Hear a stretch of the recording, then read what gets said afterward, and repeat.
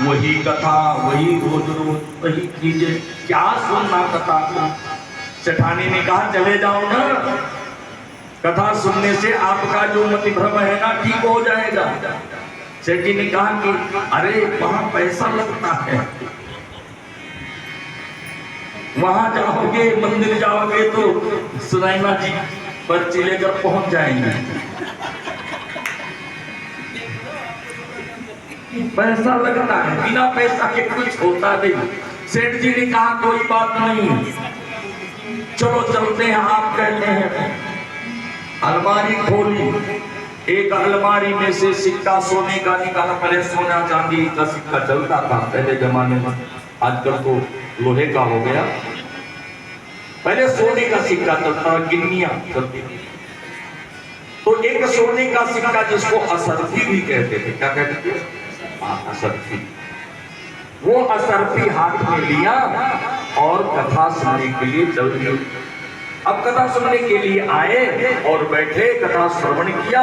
और कथा श्रवण करने के पश्चात जब सबको देखा कि सब जा जा करके कुछ ना कुछ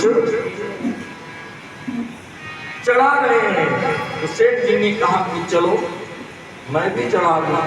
बेचारे उठे, चढ़ाऊं कि ना चढ़ाऊं, खाली मत्था टेक के चलाऊं, जाऊंगा लोग देखेंगे तो हाथ बढ़ा करके प्रणाम कर लेंगे, लोग कहेंगे कि दिया होगा, क्या देना। फिर मन करता दे दूं, आया हूं, सब कहते हैं कुछ ना कुछ देना चाहिए, बिना दक्षिणा के कथा श्रवण नहीं करना चाहिए, कुछ ना कुछ जो आपकी सरकार है। फिर वहां से सेठ जी उठे और मुट्ठी में बांधे हुए, और मुट्ठी में बांधे हुए सिक्के को जब आए तो फिर मन का चढ़ाऊं कि न चढ़ाऊं, चढ़ाऊं कि न चढ़ाऊं।